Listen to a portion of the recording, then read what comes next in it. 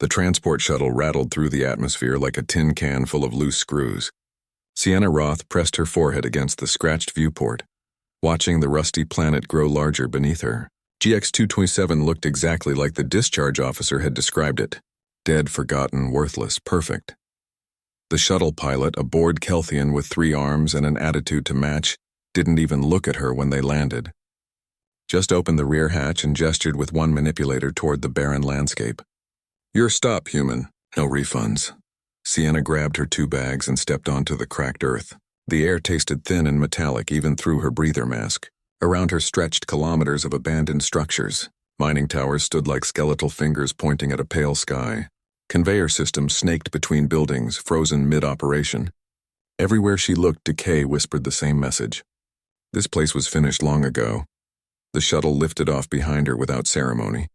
Its engines kicked up dust clouds that took minutes to settle in the weak gravity. Sienna watched it disappear into the atmosphere, taking with it her last connection to civilized space. She was alone now, truly alone, just the way she wanted it. 6 months ago, she'd been Lieutenant Sienna Roth, combat engineer with the Terran Defense Corps. She'd built fortifications on 12 worlds, designed defensive systems that saved thousands of lives, earned 3 commendations for valor. Then came Helios Prime. The corporate executives had promised the colony was secure. They'd lied. When the raiders hit, her entire unit died buying time for an evacuation that never came. The executives had already fled with their profits. Sienna survived by hiding in a collapsed bunker for 4 days, listening to her friends die over the comm system. The discharge came with a medal and a list of options. She chose the only one that made sense. A dead world where nobody would ask questions or expect anything from her. Where she could finally stop fighting. Her new home was a habitat pod built into the side of a cliff face. The previous owners had left it partially intact. Solar collectors still worked. Water recycler hummed when she activated it. Life support held pressure. It was more than she expected. More than she deserved. Sienna spent the first day making the space functional.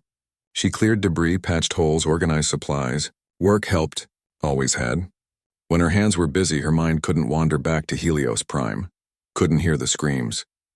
Couldn't see the faces. As the sun set, painting the dead world in shades of amber and shadow, Sienna stood at the habitat window and allowed herself one moment of doubt. Had she made a mistake? Was isolation really better than trying to heal among people? The questions faded when she saw movement in the ruins below. Something large was picking its way through the wreckage. Even in the failing light, its scales caught the last rays of sun and reflected them like polished silver. A dragon, here, on this abandoned rock at the edge of nowhere. Sienna's training kicked in before conscious thought. She inventoried weapons, 1 plasma cutter, 1 survival knife, 1 emergency flare. Nothing that would stop a dragon if it decided she was a threat. Dragons were war beasts, apex predators engineered by a dozen different species for a dozen different purposes. They were never friendly, never safe. The creature moved with surprising grace despite its obvious size. It paused between 2 collapsed towers, head turning as if searching for something. Then it looked directly at her habitat. Even from this distance, Sienna felt the weight of that gaze. Intelligence burned in those eyes, purpose. The dragon held her gaze for 3 long heartbeats, then turned and vanished into a ravine that cut through the landscape like a wound. Sleep came in fragments that night. Every sound jerked Sienna awake. Wind against the habitat walls. Thermal expansion in the metal. Her own breathing. Each time she closed her eyes, she saw silver scales and knowing eyes. Dawn arrived cold and sharp. Sienna packed light. Water, rations, basic first aid, the plasma cutter set to low power. She wasn't stupid enough to hunt a dragon, but she needed to understand what she was sharing this world with. Knowledge meant survival. The tracks were easy to follow. 4 clawed feet, a dragging tail. The stride pattern of something heavy moving carefully. They led her away from the mining ruins toward an area she hadn't explored yet. The land here was more broken. Fault lines and collapsed tunnels created a maze of gaps and shadows. She found the entrance an hour past sunrise, a mine shaft that descended at a steep angle into darkness. The dragon's tracks led straight inside. Sienna activated her helmet light and began the descent. The temperature increased as she went deeper. 10 degrees 20, her suit's cooling system engaged. The tunnel walls showed signs of recent passage. Claw marks in the stone, scales caught on rough edges. After 50 meters, the passage opened into a chamber large enough to hold a small spacecraft. The dragon lay in the center, coiled around itself like a massive silver serpent. Its scales were duller than they'd appeared in sunlight. Patches of gray marred the metallic surface. Its wings, folded tight against its body, had tears in the membrane. One eye was clouded, milky white. The other tracked Sienna's approach with sharp intelligence. She stopped 3 meters away, hands visible, plasma cutter still holstered. Every instinct screamed at her to run. Dragons were dangerous. Dragons were weapons. Dragons killed. But this one just looked exhausted, faded, like a soldier who'd fought too long and forgotten what peace looked like. Sienna understood that feeling perfectly. The dragon raised its head slowly. When it spoke, the words came through her translator implant in fragments, pieces of meaning that barely formed sentences. Human. Finally. So long waiting. Not expected, woman. Does not matter. You came. Sienna's hand moved toward the plasma cutter. The dragon's eye followed the movement but showed no alarm. It spoke again, words clearer now as the translator adapted. Not afraid, good. Fear makes poor choices. You are soldier. Yes, I smell the war on you. The death. The guilt, how can you tell? Sienna asked. Because I am the same. The dragon shifted, revealing something behind it. A faint glow pulsed in the chamber's depths. Blue light that seemed to breathe. I am called Frost in your language. I have been alone here for 193 years. I have been waiting for someone who would understand, someone who would care, someone strong enough to help me complete my purpose before this body fails completely. Sienna stared at the glowing light, then back at the dragon. What purpose? What is that thing? Frost's functioning eye closed, then opened. A sadness deeper than the mine itself filled that gaze. That is the heart of this world, and I have been keeping it alive at the cost of my own life. It is dying now. Faster than before. In months, perhaps weeks, it will fail. When it does, this planet dies completely. Atmosphere stripped away. Surface frozen. Everything ends. Why tell me this? Sienna demanded. Why does a random human on a dead world matter to you? Because you are not random. Frost rose to full height, towering over her. Because you have the skills to help. Because you carry the same exhaustion I do. The same desire to find meaning in a universe that took everything from you. Because I am dying and I cannot let this world die with me. Not when there is still a chance for what to save it. To build something instead of watching everything crumble. To give both our lives purpose again. The dragon's voice resonated through the chamber. I will show you everything. The truth of this planet. The crime committed here. The choice you must make. But know this. If you walk deeper into this mine, your life will change. You will never return to the person you were. You will be bound to this world's fate. Sienna thought about the habitat above. The isolation she'd chosen. The slow fade into nothing she'd been planning. Then she thought about Helios Prime, about watching helplessly while everything burned, about the weight of survival when everyone else died. Show me, she said. Frost turned toward the blue light. Follow. Watch your step. The path is treacherous and you will need your strength for what comes next. Together, the broken soldier and the dying dragon descended into the heart of the forgotten world. The tunnel spiraled down through layers of ancient rock. Sienna's helmet light carved a narrow path through darkness broken only by the increasing glow ahead. Frost moved with surprising quiet for something so massive, scales whispering against stone like distant wind. The blue light grew stronger with each turn, brighter, more insistent. Sienna's skin prickled with static electricity. Her implants buzzed with interference. Whatever lay ahead was generating tremendous energy. The passage opened suddenly into a cavern so vast her light couldn't find the ceiling. The blue glow filled the space like captured starlight. At the chamber's center stood a structure that made Sienna's engineer training scream impossible. A crystalline lattice the size of a building rose from the cavern floor. Geometric patterns flowed across its surface in waves. Energy arced between nodes in perfect mathematical precision. The whole thing pulsed like a living heart. What is this? Sienna breathed. Salvation. Frost moved to the structure's base. Or it was meant to be. The beings who built this understood planetary mechanics at levels we can barely comprehend. This world was dying millions of years before the mining corporations arrived. Its magnetic field failing, atmosphere bleeding into space. The original inhabitants built this device to save their home. Sienna circled the structure, mind racing through engineering principles. The energy patterns suggested controlled electromagnetic fields on a planetary scale. The crystalline matrix could be processing and amplifying geothermal energy. If the design was efficient enough, sophisticated enough, it could theoretically stabilize a dying world's core systems. It's a planetary heart, she said, keeping the magnetic field active, holding the atmosphere. Yes. Frost's voice carried pride mixed with sorrow. For millions of years it worked perfectly.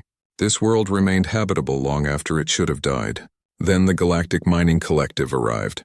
They scanned, assessed, and began extraction operations. 60 years of strip mining. They tore minerals from the crust, processed them, shipped them off-world. Standard corporate procedure. But their mining destabilized fault lines, disrupted energy flows, damaged the systems this device relied upon. And they knew this existed? Sienna touched the crystal surface. Warmth flowed into her palm. Images flickered at the edge of her vision. Stone beings with 6 limbs working in perfect harmony. A younger world with purple oceans and silver forests. The slow death of a sun. The choice to preserve rather than flee. She jerked her hand back. The visions faded but left impressions. Memories not her own. They found it during deep core surveys, Frost said. Corporate scientists studied it for 3 months. They couldn't interface with it directly. Couldn't control it. Couldn't weaponize it. So they classified it as a relevant geological anomaly and continued mining operations. But they were clever in their cruelty. They knew the device needed maintenance, needed caretakers, so they created us. Dragons weren't built as miners, Frost continued. That was the lie the collective told to justify our existence. They engineered 20 of us specifically to maintain this structure. Our bioelectric systems are compatible with its power requirements. We can sense its rhythms, feel its needs. For 60 years we kept it stable, while the collective stripped the planet. We were good workers, obedient tools, then they left. Sienna felt the rage building in her chest. The familiar anger at corporate calculations that treated lives as line items. They abandoned you with it. The mining ended when the profitable deposits ran dry. The collective packed their equipment and personnel. They left the damaged infrastructure, the poisoned water sources, the destabilized geology, and us. 20 dragons classified as equipment loss, acceptable expense. They knew we couldn't survive long without support. They didn't care. Over decades, my kind died. The environmental damage proved too severe. Radiation from cracked reactor cores, toxic runoff from processing plants, atmospheric degradation. One by one they fell. I survived by staying close to this device, by feeding it energy from my own body, by making myself part of its systems. For 193 years I have kept it functioning, kept this world barely alive. You've been killing yourself to save an empty planet. Sienna studied the dragon's damaged scales, clouded eye, torn wings. Why? What's the point? Because I made a promise. Frost moved to a section of crystal that pulsed brighter than the rest. Before the last of my kind died, we gathered here. We decided someone had to stay. Someone had to maintain the device. If it fails, this world doesn't just die slowly. It dies catastrophically. Total atmospheric collapse within months. Magnetic field death. Surface sterilization. Everything the original builders sacrificed to prevent happens anyway. I couldn't allow that. Not when I could stop it, but you're failing now, Sienna said quietly. I can see it. Your body is breaking down. How much longer can you last? Weeks, perhaps a month. Frost's voice carried no self-pity. Just acceptance. My bioelectric systems are nearly depleted. The energy drain required to maintain planetary stability is consuming me faster than I can regenerate. Soon I will reach critical failure. When that happens, the device will enter emergency shutdown, and this world dies. Sienna paced the chamber, engineering mind already analyzing problems and solutions. Can the device be modified? Upgraded to work without a biological interface? Possibly. The original builders designed it to be self-sufficient. But the mining damage created instabilities, new fault lines, disrupted energy flows. The device adapted by accepting external power sources. My power. Reversing that requires understanding systems built by a species dead for millions of years. But you understand it. You've maintained it for centuries. I understand how to keep it running at minimal levels. Frost gestured at the crystal with one wing. But I don't understand the underlying architecture. the fundamental principles. I'm a mechanic keeping an engine running without knowing how engines work. True repair requires someone with technical knowledge, engineering expertise, someone who can see the systems as designed and find solutions. Someone like me. Sienna felt the weight of it settling onto her shoulders. Another mission. Another impossible task. Another chance to fail and watch everything burn. You were a combat engineer with the Terran Defense Corps. Frost's good eye studied her. You built fortifications that held against overwhelming odds. Designed defensive systems that saved lives. Your record is exceptional. I researched you before revealing myself. How could you possibly research me? There's no communication array on this planet. The device connects to the planetary magnetic field. Through that, I can access electromagnetic signals from orbit, satellites, passing ships, data streams. I've been monitoring the wider galaxy for decades, waiting for someone with the right skills and the right reasons to help. When you claimed this world, I knew you were my last chance. Sienna stared at the crystal structure. The scope of what Frost was asking crashed over her like a wave. You want me to repair a device built by an extinct alien species, using technology I don't understand, with tools I don't have, on a dying planet with no support, all while learning fast enough to succeed before you die and everything collapses? Yes. Frost moved closer. The dragon's breath smelled like ozone and ancient stone. I know what I'm asking. I know the odds. But you survived Helios Prime by hiding in a collapsed bunker while your unit died. You carry that guilt like I carry my dead. We're both survivors who hate ourselves for surviving. This is a chance to make it mean something. To build instead of watch things burn, and if I fail, if I can't figure it out in time, then we both die and this world dies with us. Frost's voice held no accusation, only honesty. I won't force you. I won't manipulate you. This has to be your choice. Walk away if you want. Return to your habitat. Live out your isolation in peace. I'll understand. Sienna closed her eyes. She saw Helios Prime burning, saw her team's faces, felt the crushing weight of being the only one who made it out. For 6 months she'd been running from that feeling, hiding on a dead world where failure didn't matter because nothing mattered. But standing here in front of this dying dragon and this ancient miracle, she realized something. Isolation wasn't peace. It was just slower death. What do you need me to do? She asked. First, understand the device. Frost guided her to a section of crystal that hummed at a different frequency. Place your hand here. Let it show you what I cannot explain in words. Sienna pressed her palm flat against the surface. The crystal felt warm, alive, eager. Energy surged through her nervous system. Not painful, overwhelming. Information flooded her consciousness in a torrent. She saw the device's structure in 4 dimensions. Understood energy flows that shouldn't be possible. Felt the planet's magnetic field like her own heartbeat. The mining damage appeared as wounds in the flow, disrupted pathways, broken connections, areas where the device struggled to compensate. She gasped and pulled her hand away. The visions faded, but the understanding remained. Holy stars, it's not just keeping the planet alive.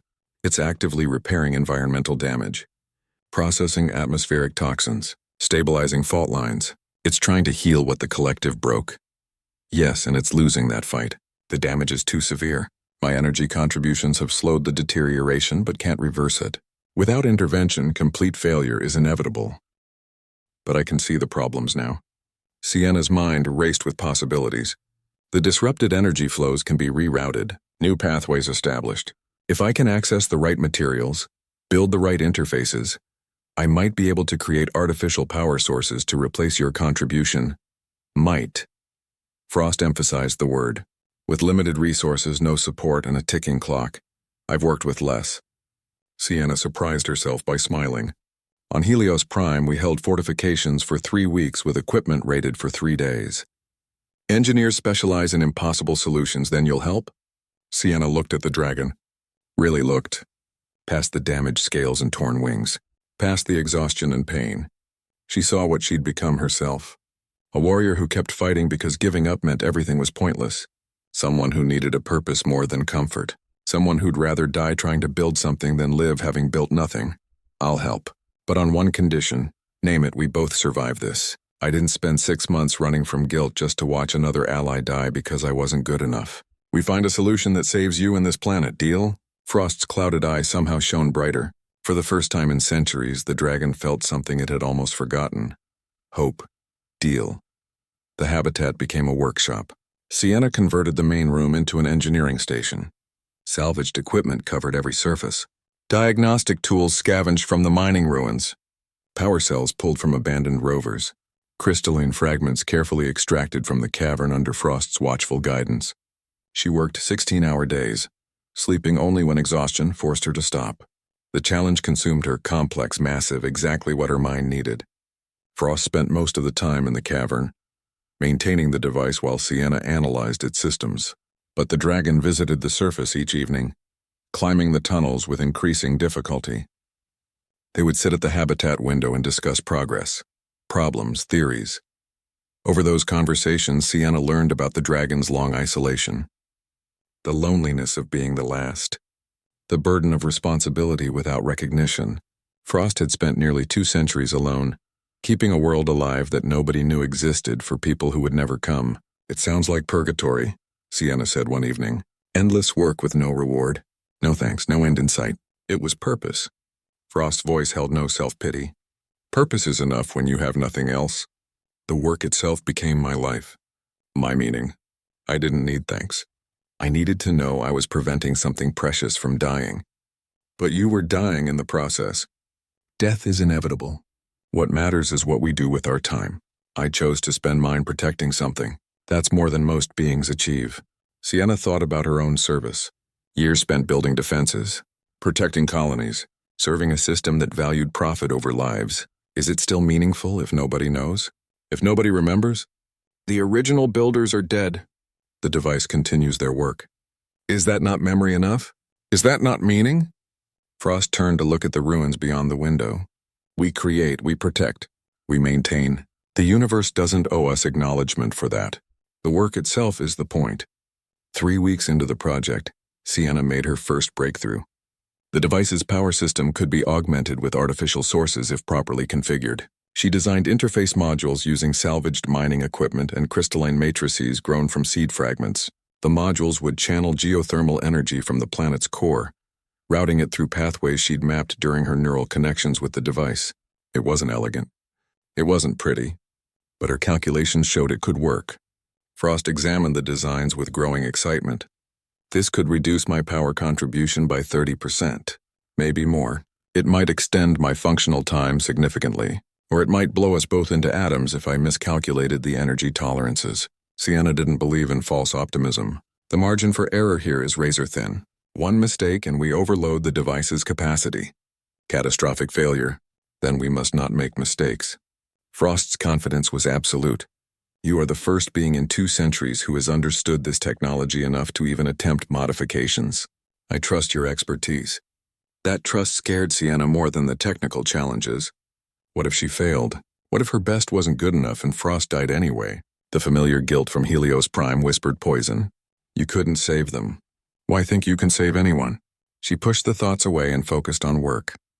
Work was safe. Work had answers. The construction took another 2 weeks. Sienna fabricated the interface modules in her habitat, using tools that were never meant for such precision work. Each component had to be perfect.